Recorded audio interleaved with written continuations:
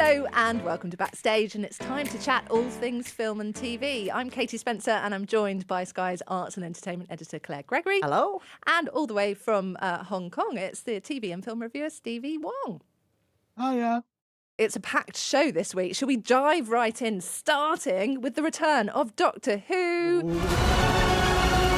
Kate Lethbridge Stewart! What do we do this time, Doctor? How do we fight the human race? Something entered this world. Oh, but he is recognizing me. Who is he? One who waits. Open fire! Why does it have to be this? Your fight is with me! This has been something that we've been talking about for quite some time because, of course, we are all very excited that Ncuti Gatwa is going to be the new Doctor, but not seen here in these episodes that we've got coming up now because it is, of course, the return of David Tennant. Claire. Special episodes for the show's 60th anniversary. As you say, David Tennant returns, and we spoke to him about this a little earlier this year. Here's what he had to say. Oh, it's lovely. It's lovely. Yeah. And very exciting for where that show's going. With Russell T Davies back in it and Ncuti Gatwa, who is just a sort of force of nature, on where that show's going to go. And it's very nice to have a little revisit for myself in amongst all that excitement and great future that show's got. Yeah, I mean, it just keeps reinventing itself. Stevie, you're a bit of a Doctor Who fan, aren't you? Were you excited to see David returning? Yeah, and it's really fascinating to watch him kind of study the previous doctors that came after him, and now he's got isms that you can see in this performance, so it's quite fascinating. But also bringing together Catherine Tate and him, which I think by fan standpoint, like, she is the favorite companion, like, of the modern day Doctor Who. So putting them together has just been really, really wonderful to kind of like watch on screen. Because where we left that partnership, if her character remembers that they were together, then she will die. So you've got this whole cliffhanger around that, haven't you? No spoilers, Katie, but safe to say, yeah, some very tense moments. We love the return of Doctor Who. And why have one Doctor when we can hear from a second? Because Jodie Whittaker has also been chatting to us this week. She's got a new show out called One Night, and you can hear all about that. We do a big deep dive on the Backstage podcast. But of course, while we spoke to her, we did have to ask her if she was looking forward to also enjoying Doctor Who, this time as a fan. I'm absolutely desperate to see it. It's the first time since I've been a part of the universe of Doctor Who that I don't know what's about to happen. So I don't know anything. I have zero spoilers. I'm definitely not in it, and I cannot wait. There's no way of me giving anything away. There's no pressure. I can't ruin it. I am so excited, and I'm just immensely jealous. Well, in the UK and Ireland, you'll be able to watch the new Doctor Who on the BBC. And if you're in the US, you can watch it on Disney+.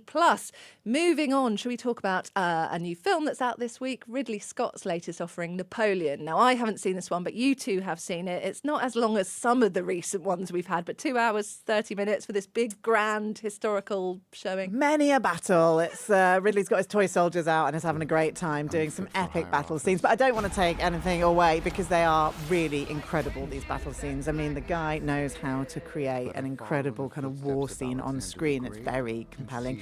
And then when it's not a big battle, it's this relationship between Napoleon and his wife, Josephine, which is kind of funny, isn't it, Stevie?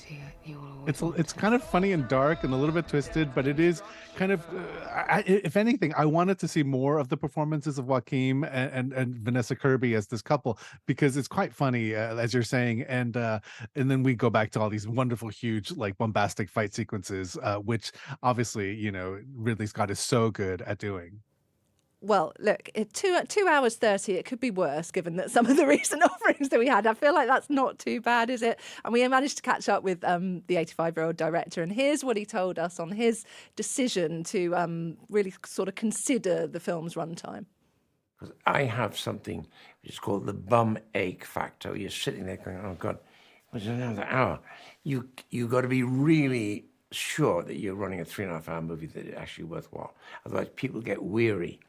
And so when I'm cutting, or we are cutting with my marvelous editor, you're constantly watching out for where are we bending and why is it bending? Is it because I'm tired, or is it because this story is just going on too long on something? And Napoleon is out in cinemas now. Shall we, before we go, just very quickly talk about Hannah Waddingham's Christmas special, which is out now on Apple TV. Oh, this is very festive. It's so festive. She's in the Colosseum. She's got various celebrity pals. There's some brilliant Christmas singing. It will definitely get you in the mood. It's a little early for me, but there's no denying it's festive. Merry Christmas, everybody! Welcome to my festive extravaganza. Let's get on with the show.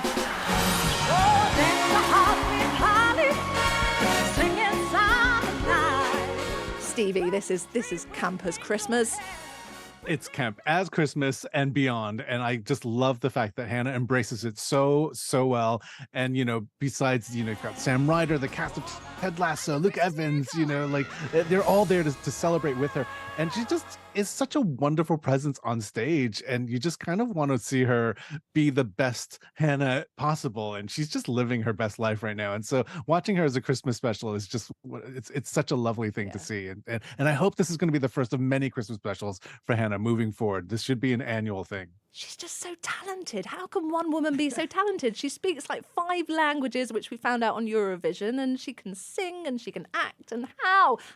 And she's been in the business for years, but actually, I think kind of Ted Lasso's really propelled her to a sort of new level of fame these last couple of years. So when we caught up with her, she told us what it was like, what 2023 had been like for her.